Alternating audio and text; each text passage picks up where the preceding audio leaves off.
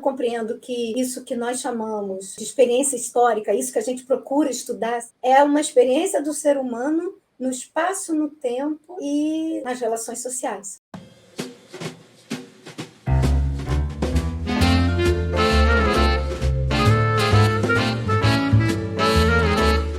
Olá, boa tarde. Estamos começando mais um programa, do projeto A História em 60 Minutos, um projeto que reúne colegas de todo o Brasil que atuam na universidade, atuam em escolas, museus, arquivos, enfim, um projeto de extensão promovido pelo Departamento de História do SERES, do Centro de Ensino Superior do Seridó, da Universidade Federal do Rio Grande do Norte, em parceria com o Programa de Pós-Graduação também do SERES e apoio do Grupo de Trabalho de Teoria e História da Historiografia da AMPU Brasil, e da Sociedade Brasileira de Teoria e História da Historiografia, a SBTHH.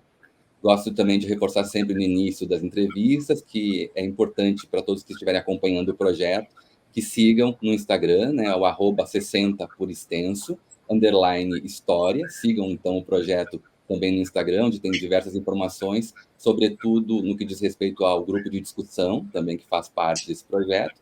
E quem preferir, ao invés de assistir no YouTube, nos canais do Departamento de História e do Programa de Pós-Graduação em História do SERES UFRN, pode também acompanhar no formato podcast. As entrevistas estão disponibilizadas no Spotify, ok? A nossa convidada de hoje é a professora Beatriz Vieira, que é professora do Departamento de História e do Programa de Pós-Graduação em História da Universidade do Estado do Rio de Janeiro. Boa tarde, bem-vinda, Beatriz. Boa tarde, gente. Evandro, muito obrigada pelo convite. Me sinto honrada de poder participar e acho esse projeto muito, muito bacana, muito importante e agradeço realmente a possibilidade de estar aqui. Boa tarde a todo mundo que nos escuta e vamos lá, vamos conversar. Vamos conversar. Eu que agradeço. É uma grande alegria receber você nesse projeto, E a primeira pergunta é uma pergunta que eu sempre gosto muito de colocar e de ouvir as respostas, porque eu acho que é um bom começo para a gente pensar num projeto como esse, que pretende pensar a história no século XXI, Então, a pergunta é justamente essa, Beatriz. Na sua opinião, o que é a história nesse século XXI? Bom, vamos começar com aquela velha distinção entre história e historiografia. O que é história no século XXI, a gente está vendo que é esse caos, O que é a experiência histórica hoje é crescentemente violenta, digamos, Mas em termos de historiografia, que eu acho que é o X da pergunta, embora não seja fácil, mas eu acho que o ponto central dela é a pluralidade, Eu diria que o que é a historiografia hoje é uma multidimensionalidade, Espacial, temporal, social. Eu compreendo que isso que nós chamamos de experiência histórica, isso que a gente procura estudar, seja em que época for, é uma experiência do ser humano no espaço, no tempo e nas relações sociais, Então, isso tudo está sempre junto, Isso tudo está sempre interconectado. E eu vejo que, crescentemente, os historiadores têm se dedicado a observar isso de muitos pontos de vista, E, ora, enfocando mais a espacialidade ou a temporalidade ou as relações sociais, aí lato sensu, incluindo político, cultural, as questões administrativas, jurídicas, enfim, o mundo econômico, a dimensão da sobrevivência. Então, eu vejo, eu acho que esse é o ponto central da historiografia hoje. Acho muito rico, Acho que a historiografia ela vem crescendo, imensamente enquanto área de conhecimento. Não à toa ela está sendo tão atacada, no Brasil nesse momento, em outros lugares também, não só aqui no Brasil.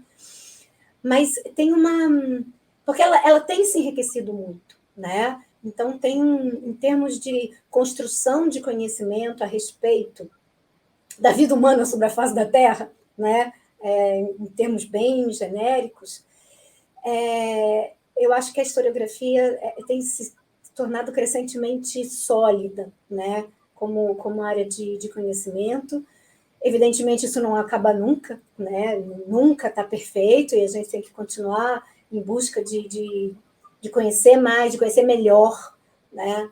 E de divulgar melhor, e de trabalhar melhor isso. Mas então eu vejo que eu acho que o ponto forte, né, é essa pluralidade, essa multidimensionalidade. E isso nos leva, obrigatoriamente, a fazer interconexões entre as diversas abordagens, os diversos tempos, os diversos espaços, os diversos pontos de vista, os diversos enfoques, o que significa que a interdisciplinaridade também cresce muito, né? Então, eu acho que esses são os pontos fortes. E aí, claro, né, só um instantinho que eu vou precisar ligar a bateria. Só um minutinho, tá, gente? Vou fazer aqui um... Ok.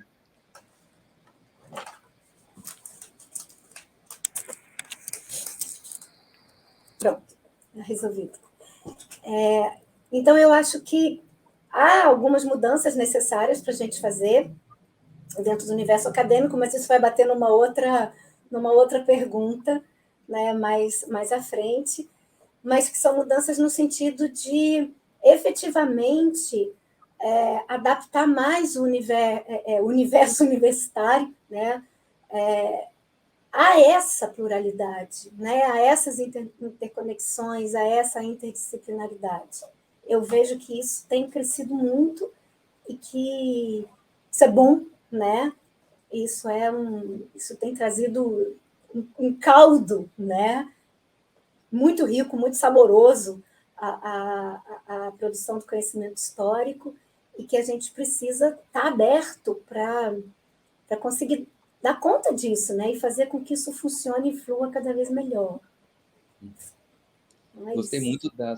Gostei muito dessa forma como você colocou desde o início a sua resposta, né? Porque você disse fazer uma distinção entre a história. A história está muito problemática em sentidos gerais, né?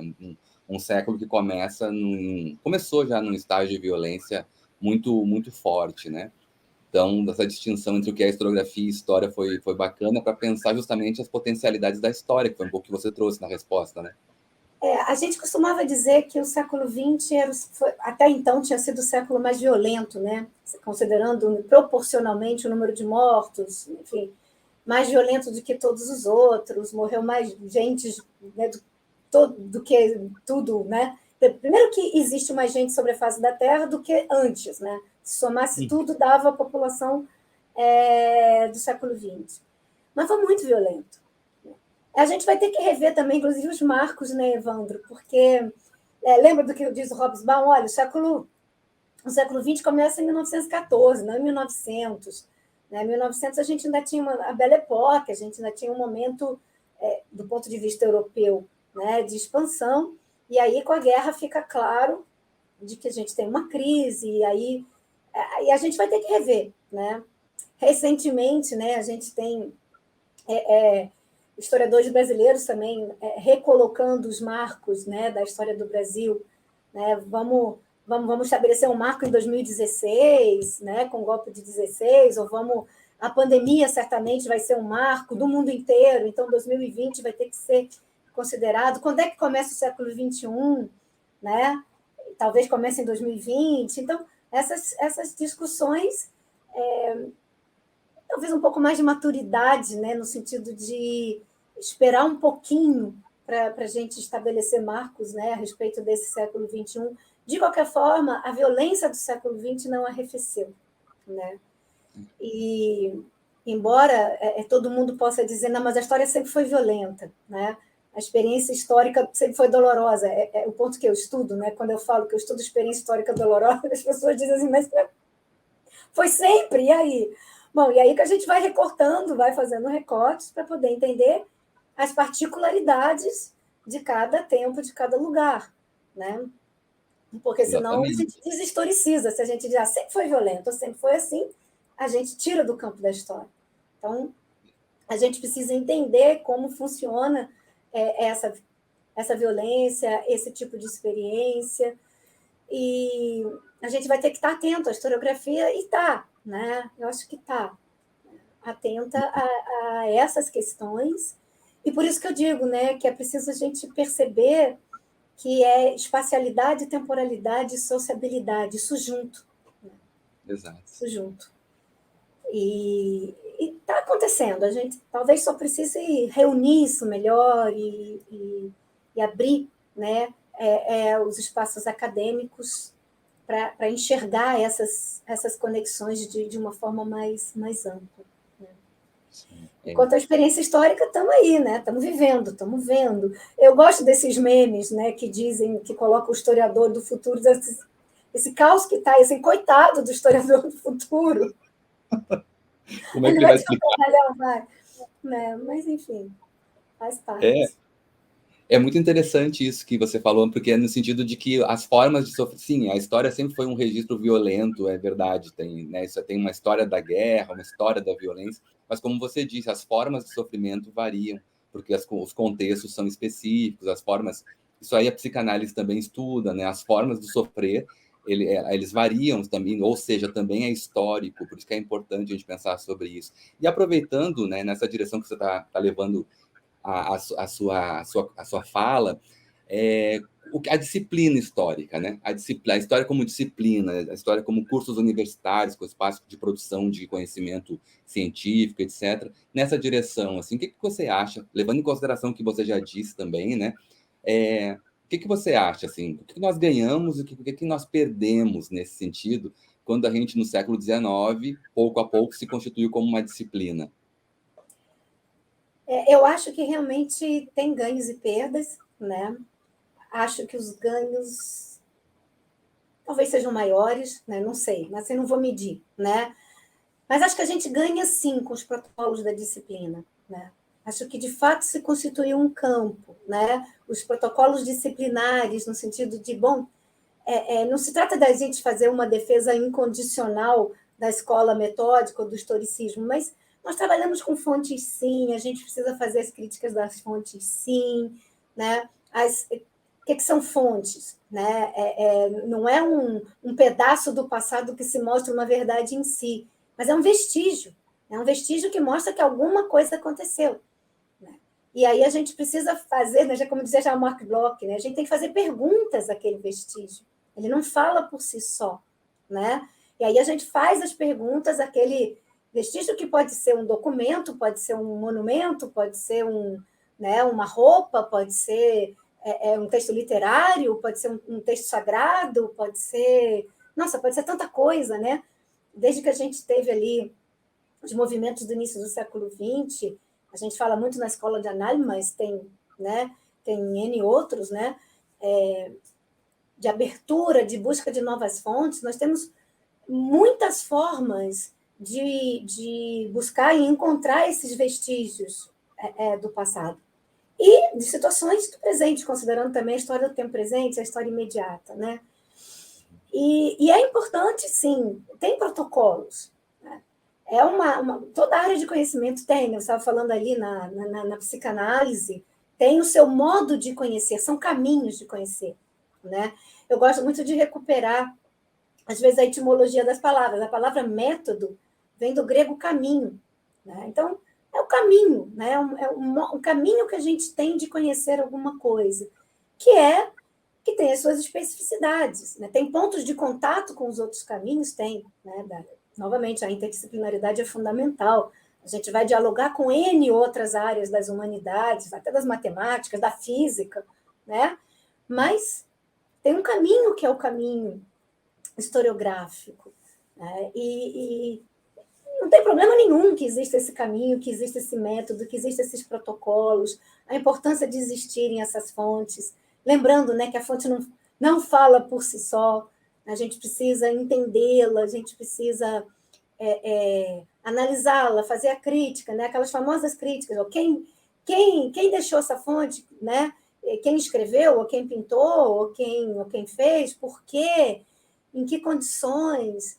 Tem o famoso trabalho do Carlo Ginzburg, né, sobre o moleiro Menotti, né, no Queijo dos Vermes. Não é o único trabalho dele, é o mais conhecido no Brasil, talvez até nem seja o melhor, mas em que ele está mostrando assim, muito claramente, olha, isso aqui foi uma fonte produzida sob tortura, né? O Moleiro, ele confessa que ele teve lá com as bruxas, que ele voou no sabá, na vassoura, etc. E, bom, algo, né? Um material, um documento produzido sob tortura é um documento histórico, mas não quer dizer que ele tem uma verdade em si, né? Em si mesmo, que o que está sendo dito ali seja a verdade. Então, a gente tem que, né, trabalhar com essas nuances, a gente tem que entender mediações, né? Isso faz parte do método do historiador, né? Entender as condições de criação, né, disso que chama fonte, o documento, né, o monumento, são âncoras cognitivas, né?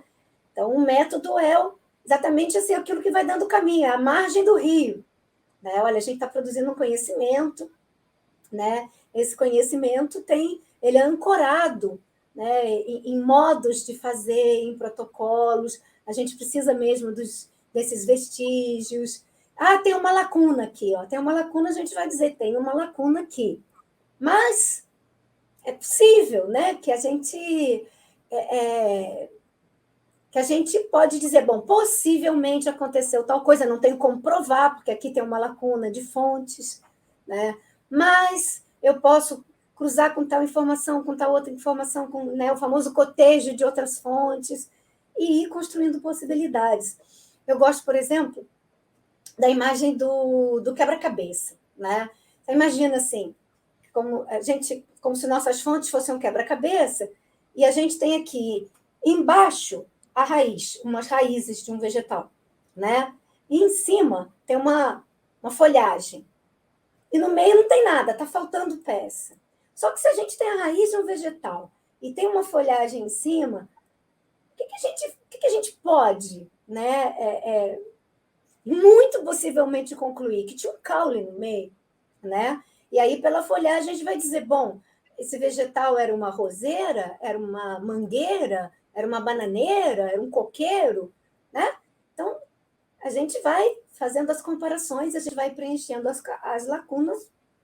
A gente não pode dizer, eu tenho como provar que o caule era assim ou assado. Não tem, porque está faltando essas peças.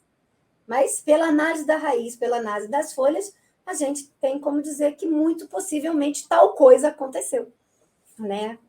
E a mesma coisa com os acontecimentos históricos. Então, a gente vai...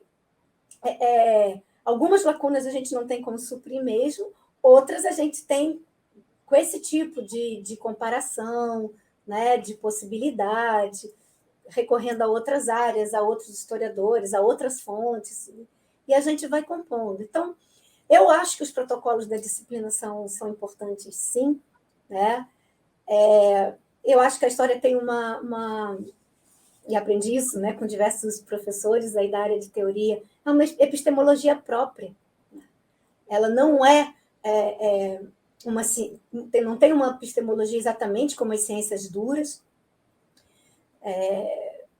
não é exatamente também como a arte, né? Então, é um modo de conhecer próprio, né? A historiografia é um modo epistemológico também, né? É um modo de construção de conhecimento que é isso mesmo, é o que é. E a gente precisa defendê-lo, ainda mais hoje, né, que está sob ataque de N ângulos diferentes, né? Desde a verdade histórica até, né, politicamente, né, os enfoques do historiador e tal. Bom, isso falando sobre os ganhos, né? Sobre as perdas, eu acho que sim, tem um pouco, no sentido de perda da flexibilidade que o ensaísmo tem, né? A história, bom, antes de se tornar disciplina, ela estava ligada à filosofia, né? Estava ligada à literatura, era um gênero literário, mas também era um gênero literário mais na forma da crônica, né? Da narrativa, no sentido de crônica. Foi importante se afastar disso.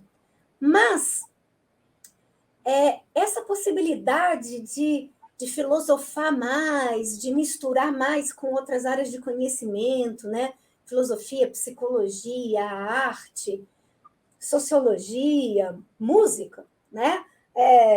Enfim, isso dá uma amplitude de pensamento que é boa também, né? Então, se a gente tem os protocolos que dão a margem do rio, de vez em quando a gente precisa estourar a margem do rio, né? Fertilizar a terra à volta, que coisas vão brotar ali, né? E aí a gente depois vai medindo exatamente com os protocolos. Então, eu acho isso que hoje nós chamamos de ensaísmo bacana, né? Porque ele abre, né? Ele traz novas possibilidades cognitivas, né? Às vezes descobre correlações que, que dentro de uma visão mais protocolar, mais disciplinar, a gente poderia não ver. E aí, quando a gente abre a porta para ensaiar mais, né, a palavra já diz o que é, estou ensaiando um pensamento, né? Até onde eu vou ter provas disso, eu não sei, vamos vendo, mas basta a gente ver no Brasil, né, os chamados, os grandes ensaístas brasileiros, né, os chamados intérpretes do Brasil, entre aspas, Gilberto Freire, Sérgio Buarque, Caio Prado, só para falar nos três grandes, né, tem N outros, eles ensaiaram, né? Ensaiaram muito, também usaram fontes, fontes. Mas tem essa. É mais ousado, né? É um pensar mais ousado. E, às vezes, a filosofia, por exemplo, faz mais isso, embora lhe falte, né, o protocolo, a fonte, aí o historiador também tem que ir lá e dar uma conversada, uma corrigida, uma ajeitada. Então, por isso que eu acho que é importante que existam todas essas áreas e todas essas discussões sobre a história, porque, no fundo, o que está todo mundo analisando é a vida humana. Exato. Então, eu gosto também de uma visão que o Fernando Rodel ele traz naquele texto famoso dele sobre História e Ciências Sociais, um texto dele dos anos 50, né? Em que a história tinha começado a ser atacada pelo Lévi-Strauss, né, pela antropologia. Né? A história é etnocêntrica, é racista, foi importante, foi uma sacudida feia na historiografia, né? Que ele, aliás, já vinha desde o início do século, né? Com aquelas discussões do Simeano, né? Vocês só trabalham com a política, com grandes homens, né? Tem que abrir para a sociedade, para a economia e tal, estava certo, e a história se abriu, e foi excelente essa abertura. E aí, essa nova sacudida vindo da antropologia, ela também gerou necessidade de respostas. E o Brodel foi responder, né? Eu acho que ele trouxe... E a resposta dele vem em duas direções. Primeiro, na direção da interdisciplinaridade. Ele dizia assim, olha, é como a gente ter uma paisagem diante da gente, né? Uma paisagem com vários postes de luz diferentes. Tá? Então, as ciências sociais vão iluminar a partir de um poste de luz, a geografia a partir de outro poste, a geologia a partir de outro, e a história a partir de outro. Então, são postes de luz que vão dar focos de luz diferentes na mesma paisagem, mas que, ao dar o seu foco, vão estar iluminando, né? Para usar a metáfora da iluminista, né? Vão estar iluminando pontos diferentes e vão estar contribuindo para a construção de conhecimento histórico, né? De conhecimento sobre a vida humana. E, no caso da história, o grande foco seria a temporalidade. E aí a resposta também que o Brodel vai dar é que o tempo da história não é único, né? O tempo da história é plural, a história é uma pluralidade de tempos acontecendo junto. Pode não ter sido o primeiro, mas certamente foi um historiador importante, um dos fundamentais do século XX, e isso, a meu ver, não está derrubado até hoje. Né? Todo o trabalho do Koselleck, o trabalho do Hartog, o trabalho do Chris Lawrence e N outros historiadores, brasileiros, inclusive, discutindo a temporalidade, as possibilidades múltiplas da temporalidade, elas não derrubam a pluralidade temporal de que falava o Fernando Brodel. Né? Que, aliás, vou fazer um parênteses aqui, tem tem um estudo bastante interessante mostrando...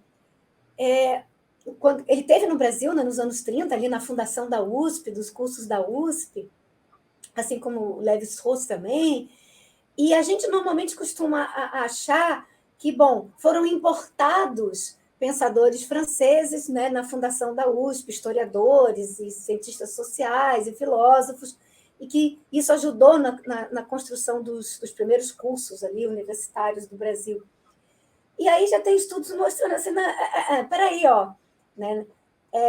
Eles estavam aprendendo com a experiência brasileira deles. Eles viajaram, estavam em São Paulo, eles viajaram do interior, né? E foi esse contato com as experiências, né, temporal, espacial, social, concreta com o Brasil, que os ajudou a pensar, né? Que os ajudou a questionar o etnocentrismo, que os ajudou a questionar a univocidade temporal e a entender que podem existir diversos tempos no tempo.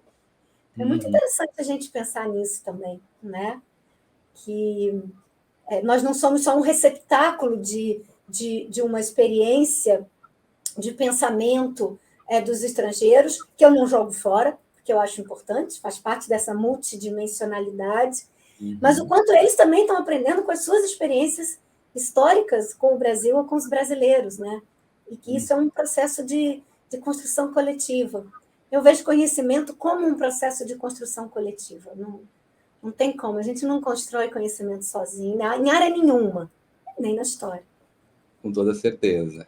Essa reconstituição que você fez agora, né, para pensar os ganhos e perdas da disciplina, é muito interessante o caminho também pela questão do tempo, né, do diálogo, até a própria metáfora que você utilizou, né, da árvore que tem, né, a floração em cima e a raiz, mas tem uma lacuna que é reconstituída a partir de uma dimensão que está colocada no tempo presente, do que é possível pressupor, né, tem toda uma discussão que envolve essas temporalidades múltiplas sobre a qual você falou, né, assim, do tempo presente, como profissionais de história, né, historiadoras e historiadores trabalham para pensar as relações do passado e das temporalidades próprias do passado, né?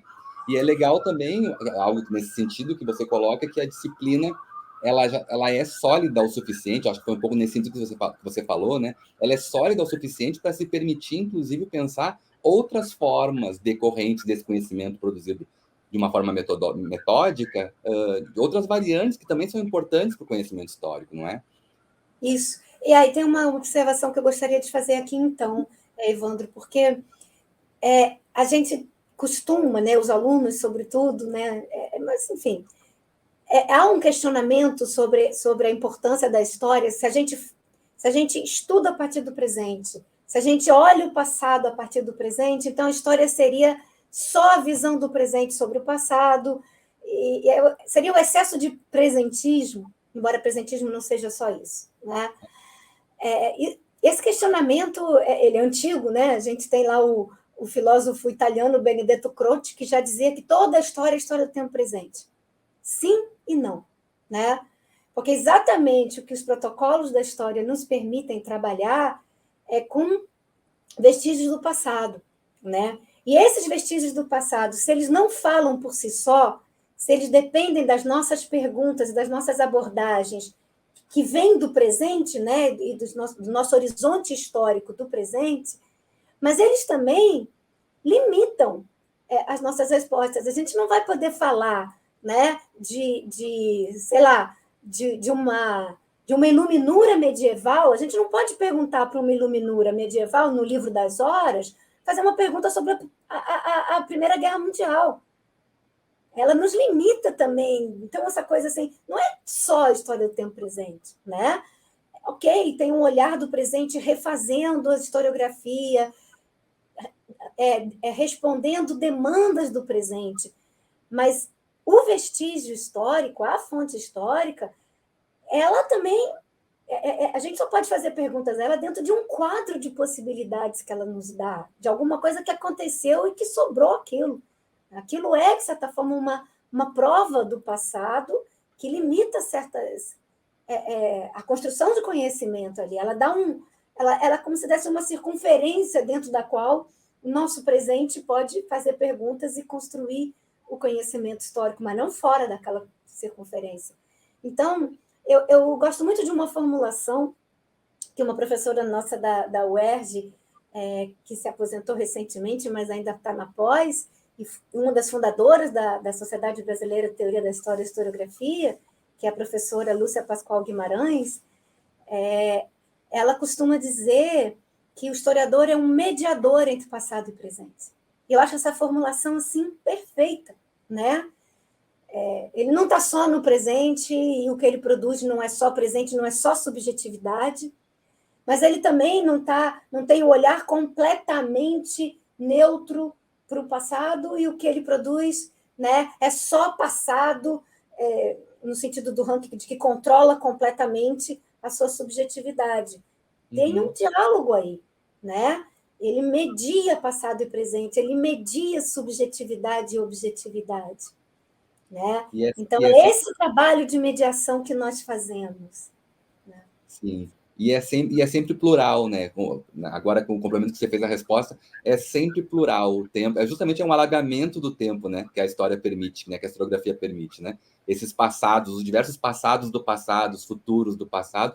Enfim, quer dizer, nunca é algo assim absolutamente pautado pelo tempo presente ou pelo presente imediato, ou por interesses e, enfim, que estão colocados no dia de hoje, na agenda atual. É sempre um diálogo, isso é muito interessante de ser pensado, né?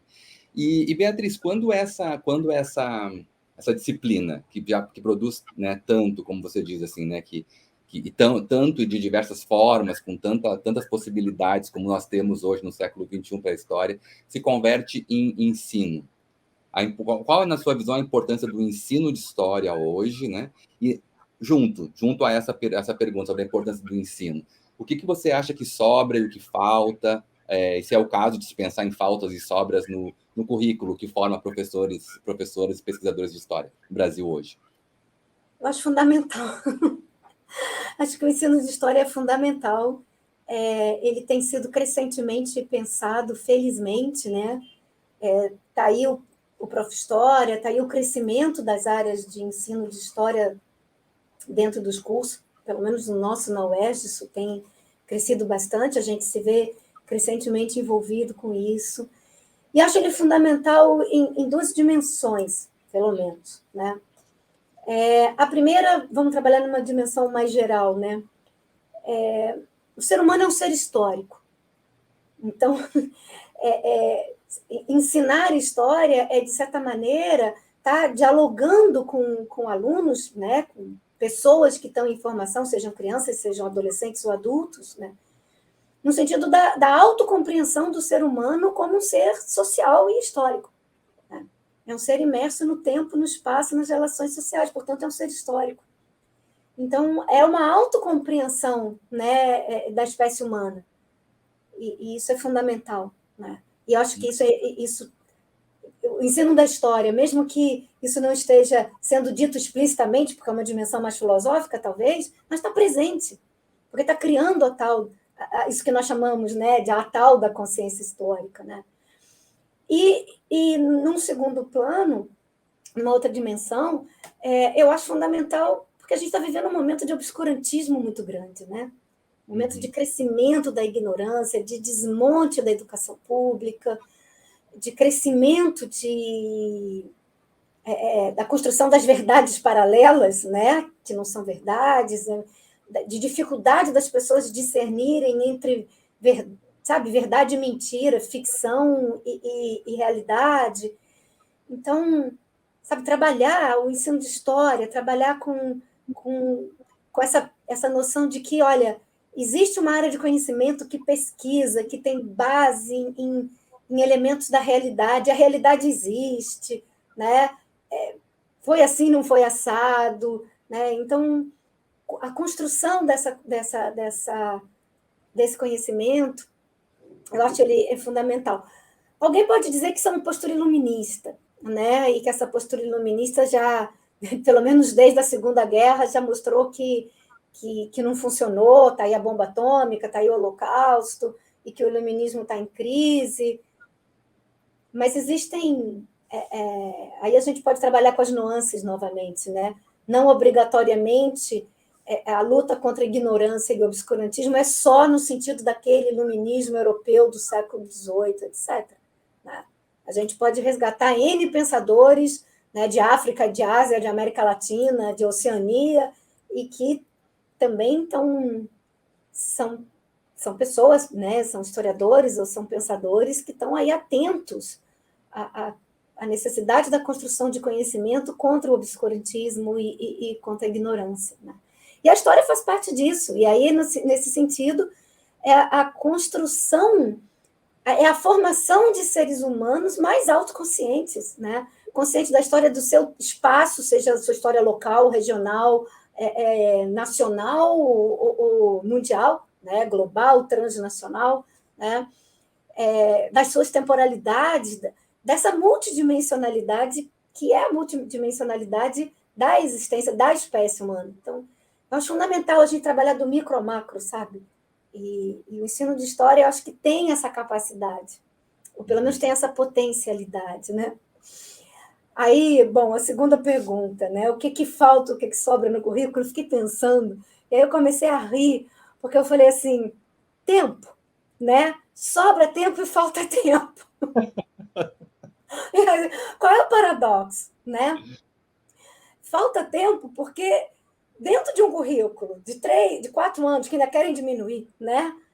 Não dá tempo de estudar tudo, né? Aí a gente puxa assim, é importante. Aí eu lembro que quando eu comecei a estudar, a gente na faculdade, a gente estava na pré-história, passava rapidinho, né? E nunca dava para estudar a pré-história direito e depois a história antiga, né? E aí não dá tempo, aí vai cortar o quê? Né? Não quer cortar nada, porque para um historiador tudo é importante, porque exatamente por conta dessa pluralidade de tempos, de espaços. Aí a gente reclama, né? Cortou a Ásia, cortou a África, ninguém sabe nada dos Estados Unidos, porque não dá tempo, né? Por outro lado, sobra tempo, no sentido assim, de que a gente não consegue colocar tudo no currículo e a gente tem que cortar. E o que a gente vai cortar? E aí entra o problema dos critérios, né? De que tem que cortar alguma coisa e o que é mais importante. E, evidentemente, os critérios também são históricos, né? Em alguns momentos vai ser focar mais num ponto, e em outros momentos vai ser mais focar no outro. Isso sempre dá disputas dentro do campo. Agora, eu acho que existe uma coisa que talvez nos ajude, né, nesse problema, que é a busca, e o que falta, né, que é a concisão, né? A gente tem lidado isso bastante, por exemplo, no currículo da história da UERJ, né? Ele é grande, os alunos custam demais a conseguir integralizar, reclamam, mas aí quando a gente começa também, então, ok, vamos cortar o quê? Ninguém quer cortar nada, nem professores e nem alunos, né? O que vai cortar? Não pode, né? Então é um pouco como o cobertor curto, né? Ou o leito de Procústico, que você corta a cabeça ou corta o pé, ninguém quer cortar. E aí a gente precisa aprender um jeito de trabalhar com concisão. Qual é o jeito de não cortar nada? A gente trabalhar com concisão. E aí eu acho que a única maneira é a gente pensar um trabalho nodal, né, em torno de nódulos, em torno de nós, que são questões, grandes problemas, grandes questões. Então, em vez da gente trabalhar com a narrativa de tudo, desde sempre, a gente pode tentar pensar grandes nós em várias sociedades, em várias épocas, grandes problemas, e em torno disso, né, dessas questões, desses problemas, a gente ir pensando uma série de questões, né, a produção de conhecimento de diversos ângulos é necessário novamente ser interdisciplinar, né? Então eu acho que é isso, né? Aí a gente pode, a partir disso, tentar justamente trabalhar uma pluralidade de visões ali em torno desse nó, né? Puxar diversas questões, puxar para visões não eurocêntricas, não passadistas, nem só presentistas, a gente, a partir desse nó, ir puxando fios para trabalhar o mais que a gente puder essa multidimensionalidade da experiência histórica, né, e da historiografia. Talvez seja uma possibilidade, né? E em vez desses currículos narrativos, né, excessivamente cronológicos, muitas vezes. excessivamente, né, cronológicos, embora algum tipo de cronologia seja fundamental. Porque, assim, acho que também a gente costuma confundir cronologia com linearidade. Não obrigatoriamente, né? A gente pode ter um tempo assim, imagine uma linha embolada, isso pode ser, né? Não é linear, né? Mas é uma cronologia. A gente não tem como fugir de cronos, né? Senão a gente está fora, a gente está tirando um elemento fundamental da história, né? Então a questão é qual cronologia. A gente pode trabalhar com a multiplicidade de cronologias, né? O tempo linear é só uma forma de arrumar bonitinho as coisas, uma coisa que veio depois da outra, né? Mas não é único, né? Tempos simultâneos, tempos sincrônicos, diacrônicos, aqueles tempos de curta, média, longa duração, tudo isso cruzado, enfim, temporalidades diferentes, modos de sentir e de viver o tempo diferentes de diferentes sociedades, né? Uhum. Que tem diferentes organizações sociais e, portanto, diferentes organizações de tempo. O tempo do trabalho, o tempo da arte, o tempo da contemplação, o tempo, enfim, o tempo da escrita, o tempo da oralidade. A gente pode trabalhar com múltiplo, o tempo da urgência, o tempo da busca do progresso e do desenvolvimento, mas que também não é o único e que hoje está crescentemente criticado, felizmente, né? E o tempo da evolução da espécie, porque evolução da espécie também não significa, né, progresso no sentido da industrialização, do capitalismo.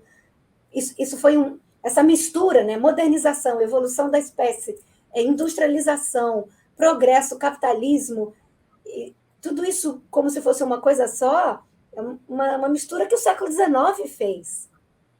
Não precisa continuar fazendo isso, né? Tá aí um dos nós que a gente pode limpar, né, separar, repensar e repensar diferentes possibilidades de conhecimento a partir daí. E trabalhar a partir dos problemas, então. Né? Nas escolas, desculpa se eu estiver falando demais, teve uma época que a gente tinha a experiência das escolas alternativas, né? Hoje elas estão em baixa, mas elas foram fortes ali nos anos 70, 80, que era a busca de escolas que trabalhassem com... que não tivessem um ensino voltado para o vestibular, né? Só conteudista, nesse sentido mais tradicional do texto.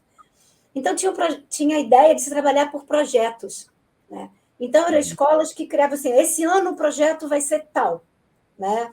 Projeto Horta, né? E em torno da Horta, todo mundo ia estudar, né? Matemática, biologia, química, física, história, geografia, português, enfim. E aí todo mundo ia construir né, aquele ano em torno desse projeto. Né? Uhum. É muito interessante isso, por exemplo. É um exemplo do que é trabalhar em torno de um problema. Né? Claro que a gente tem que adaptar isso para a construção de conhecimento histórico. Não vai ser projeto Horta, mas né? Em torno de um nó historiográfico, um nó de problemas de conhecimento e que a gente possa ir construindo historiografia e conhecimento histórico, ensino de história a partir disso. Sim, eu entendi. Achei bem interessante essa ideia de pensar o currículo, né, que é uma organização, na verdade, né, uma forma de alguma tentativa de organização mínima, né, didática ali das formas, do próprio conhecimento e do compartilhamento desse conhecimento, né, pensar ele a partir de questões, de problemas que levem a gente a inclusive poder vencer as cronologias tradicionais e pensar outras cronologias, dialogar com essa ordem do tempo organizada pela história e pela cultura, de um sentido geral, né? Eu achei interessante pensar o currículo por esse caminho, assim, é bem desafiador. Mas nesse sentido, pensando em algumas soluções, sei que é super difícil falar sobre isso, né? Assim, a gente não se arrisca muito em apontar coisas que, inclusive, digam respeito ao nosso imediato presente, mas até pelo seu trabalho com a literatura, com a história contemporânea, com a história que envolve a ditadura civil-militar, etc., as relações da história com a literatura. Eu queria te ouvir um pouquinho, Beatriz, também, pensando o nosso presente, assim, agora mais imediato, qual seria, então, a posição, né, diante disso que a gente já falou, sobre a pesquisa, sobre o ensino, qual seria a posição de profissionais de história, historiadoras, historiadores, pesquisadores em geral, no espaço público, nesse nosso contexto, que até você sinalizou no início lá da entrevista, você já sinalizou um contexto de fake news, negacionismos, dúvidas, questionamentos em relação à ciência em geral e à história em particular. O que você acha? Assim, qual seria a posição nossa no espaço público diante disso? O que você apontaria? A gente tem que estar na luta, né? A gente tem que estar combativo, a gente tem que procurar ocupar esse espaço público o mais possível. É um momento de muita demanda, né? Eu acho que do historiador, porque eu acho que a gente também, ao mesmo tempo que a gente ocupa o espaço público, a gente tem que lutar pelo reconhecimento do papel do historiador, né? Mas naquele sentido que eu falei, né? Acho que o historiador é fundamental, né, no sentido de que, bom, ele é um produtor de conhecimento, de um tipo específico de conhecimento, né? Esse conhecimento específico não quer dizer que não se possa abrir para a interdisciplinaridade, mas tem os protocolos, né, dessa área, tem essa epistemologia própria. Por isso que a gente vê todas as discussões também, né, sobre se pode exercer a profissão de historiador, pessoas não formadas dentro dos protocolos da disciplina, né, o famoso problema de e o jornalista, né, e o arquivista, e o museólogo. Então, é um diálogo tenso, um diálogo duro, né? Corre o risco, às vezes, da gente cair no preconceito contra os não historiadores, né, que não são formados nesse sentido. Mas, seja lá onde a pessoa estiver, tem determinados protocolos para serem cumpridos, né? Então, você veja, mesmo que a gente vá procurar essa amplitude mais de conhecimento mais ensaística, mais interdisciplinar, eu trabalho com isso, exatamente por trabalhar com história e literatura. Eu acho que essa relação entre história e as artes, em geral, tem se aberto, mas ainda precisa se abrir cada vez mais, não é?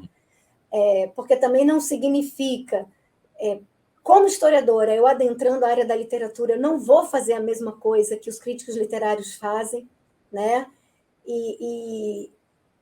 Mas às vezes a gente tem essa cobrança, né, de que a gente faça igual ao que os críticos literários fazem, não, porque senão a gente seria meio que subsumir a história dentro da literatura. E não é nem uma coisa nem outra. Deixa o campo da literatura ser literatura, deixa o campo da história ser história, e vamos dialogando, sem precisar que um se dissolva no outro, né? E estar no espaço público é fundamental, e também é fundamental continuar a pesquisa e a produção de conhecimento.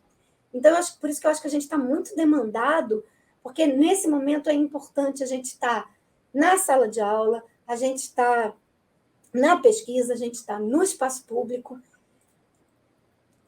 construindo junto, porque a construção de conhecimento é coletiva, né? Então, à medida, por exemplo, assim, quando você me convidou para o projeto e me sugeriu uma série de perguntas, me obrigou a pensar um monte de coisa. E a pensar coisas que algumas eram claras, outras nem tanto, e eu tive que parar, né? O que eu realmente acho disso, né? E isso vai clareando, isso vai... E aí alguém que está nos escutando daqui a pouco pode fazer uma pergunta que me obrigue a amadurecer mais determinada questão e vice-versa, né? A pessoa amadureça determinada questão a partir do que eu estou colocando também. E assim a gente vai crescendo. Então, sim, a gente tem que ocupar o espaço público. O negacionismo está um inferno, né? Negacionismo científico, negacionismo historiográfico, negação da verdade. a gente tem que estar numa luta constante sobre isso, né? A verdade existe, pode ser difícil chegar ao ponto dela central, mas existe a verdade. Nem tudo na produção do conhecimento histórico é subjetividade, nem tudo é presentismo, né?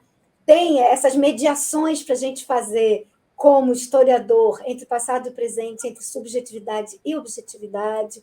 Tem fontes, tem testemunhos, tem, né, tem documentos, tem muito material para a gente trabalhar. Veja o caso da ditadura, né? Que ditadura e escravidão, né? São os momentos mais violentos, as ditaduras e todos os 400 anos de escravidão são os momentos mais violentos e dolorosos da experiência histórica, na história do Brasil, por isso mesmo os mais atacados, né? Porque a gente observa que há aqueles que querem negar, porque politicamente tem interesse na negação. Eu acho que há aqueles que querem negar porque psicologicamente se sentem culpados ou vêm de uma família que colaborou com a escravidão ou com a ditadura e ficam buscando uma forma de desculpar a família por fidelidade afetiva, o que é compreensível. Isso aconteceu na Alemanha com, né, os descendentes dos nazistas, pessoas que, né, detestam o que seus avós fizeram, mas são daquela família e aí, né, precisam elaborar isso, né? A sua consciência histórica mostra que a sua família fez parte de uma coisa complicadíssima e que eles não querem fazer parte daquilo, mas eles também não querem nem podem romper com a família. Então, como construir esses arranjos, né? Que são arranjos geracionais também, nisso que a gente chama hoje de pós-memória, como trabalhar com a memória, com a pós-memória, com os fatos empíricos, né? Com os acontecimentos empíricos. E aí, novamente, entrando na questão da ditadura, né? Da literatura e da ditadura, quando a gente tem momentos especialmente violentos, tem um pensador que fala em sociedades extremamente violentas. Ele diz, olha, violência na história sempre teve, mas tem momento de pico, né? Tem alguns momentos em que parece que fica um pouco pior. A gente está vivendo um momento desse no país e no mundo, né? A guerra, as migrações forçadas, né? Os refugiados no mundo inteiro. E então tem os momentos em que, né? É como se isso ficasse mais agudo, né? E de modo geral, quem traz primeiro à tona essa experiência histórica dolorosa desses momentos mais agudos são as artes. É a literatura, né, a poesia, o romance, a pintura, o teatro. Teatro é muito, né? E é por isso que a gente diz que eles são sismógrafos, né? Eles sentem o terremoto, eles falam primeiro. E por quê? Não à toa, né? A coruja de Minerva é o símbolo da filosofia, né? Ela está no ombro de Minerva olhando para trás, porque pensar é um pensar a posteriori, organizar o conhecimento epistemologicamente, né? Seja na filosofia, seja na historiografia, é um pouquinho a posteriori. Né? Mesmo isso que a gente chama de história imediata exige da gente, peraí, vou para casa, vou sentar, vou pensar, vou cruzar dados, informações, né? Vou dialogar com o jornalismo, mas não é exatamente a mesma coisa que o jornalista faz. Então, a gente precisa de um pouco de distanciamento. Se não é um distanciamento temporal, é um distanciamento crítico para organizar essas informações. Então, assim, sim, a literatura é fundamental, né? De modo geral, ela fala primeiro, né? Ela traz primeiro essa experiência histórica nesses momentos mais agudos, mais dolorosos, mais excepcionais, entre aspas, embora a gente tenha que discutir o que é excepcional, mas isso é toda uma outra discussão. E aí, mas a gente tem que trabalhar em cima disso, né? Pensar, rever até onde a gente pode falar alguma coisa, dialogar, né, interdisciplinarmente com a área né, dos estudos literários, entendendo que o que a gente faz não é exatamente o que eles fazem e vice-versa, mas trazer esse diálogo, essa construção conjunta. E pensar esteticamente, mas também não é só esteticamente, né?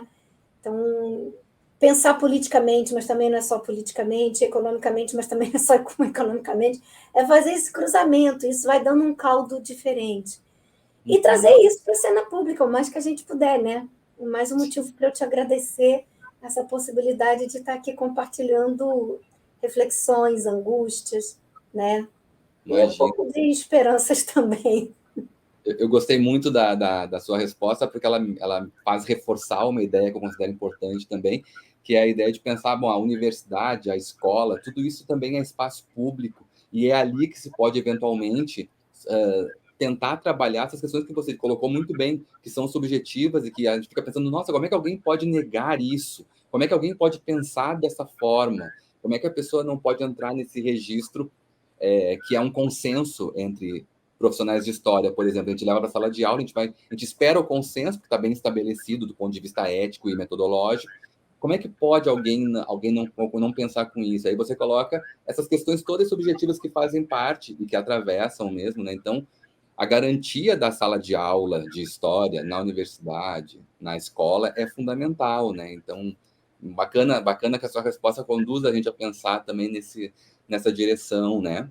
E a gente precisa pensar também que nossos alunos, muitas vezes, eles estão vivendo situações de violência muito grande, né? Exato. Eles vêm de áreas conflituosas, conflagradas, periferias, muitas vezes. O que eles estão vendo, né, em termos de violência cotidiana? Eu acho fundamental, eu sei que é um tema duro, não é um tema, é um tema difícil, mas eu acho fundamental. Escola tem que discutir violência e sexualidade, né? Porque nossos alunos estão vivendo isso. Exato. Né? Isso é. Então, não se trata de trazer uma visão nihilista, destrutiva. A gente está lidando com crianças, a gente está lidando, ou com qualquer ser humano, em formação. Né? Nós mesmos estamos nos formando sempre, a formação é continuada.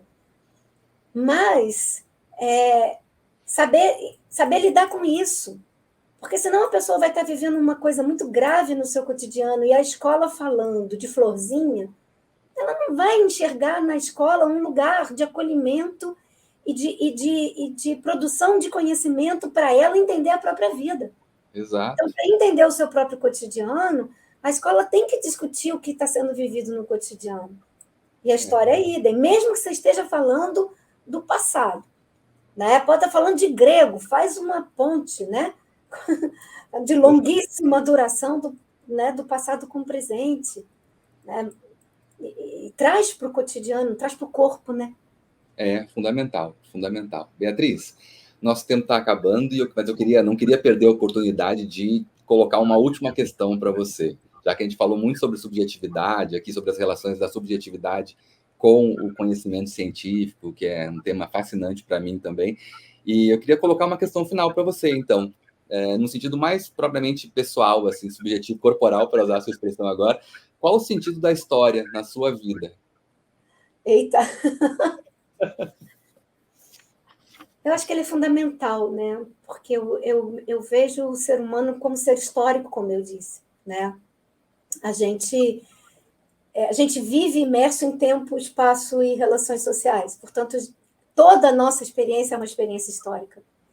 E eu acho que a consciência disso nos ajuda a nos entender melhor como indivíduo, como ser social, como espécie, né? Então, eu acho que isso traz uma dimensão de autoconhecimento e muito grande, né? E eu acho que ela me enraiza, né? Enquanto pessoa, enquanto profissional, enquanto colega, enquanto filha, enquanto, né? Eu não tenho filhos, mas, né, sou madrinha, enfim, nos enraiza nas nossas relações e nos abre, né, uma visão de mundo, de onde é que a gente está, fazendo o quê, para quê, em qual direção, da onde a gente vem, para onde a gente vai, né? Então, eu acho que, né, essa consciência histórica, tempo, espaço, relações sociais, faz parte da vida de todo mundo. Quanto mais as pessoas puderem compreender isso, melhor para elas e para quem está à volta delas, né? E para mim é isso, né? história, o sentido da história, para mim, é uma busca do sentido para a vida, né? E o sentido para a existência e para a vida não é fácil para ninguém, né? Mas acho que entender onde a gente está historicamente ajuda a gente a se entender enquanto pessoa, como eu disse, né? Nem que seja... eu adoro astronomia, por exemplo, para olhar para as estrelas, mas entender melhor o que a gente está fazendo aqui, né? E buscando construir relações melhores, né? E o famoso mundo melhor, né? Acho que isso é fundamental também. Beatriz, muito obrigado pela entrevista. Foi ótimo, viu? Muito obrigado mesmo. Eu que agradeço, mais uma vez. Bom, então, amanhã à disposição para dialogar, para conversar, né? Parabéns pelo projeto, é um projeto muito bacana. Ok, muito obrigado. E, bom, quem acompanhou a gente, agradeço muito novamente. E na semana que vem nós trazemos uma nova entrevista do projeto A História em 60 Minutos. Boa tarde.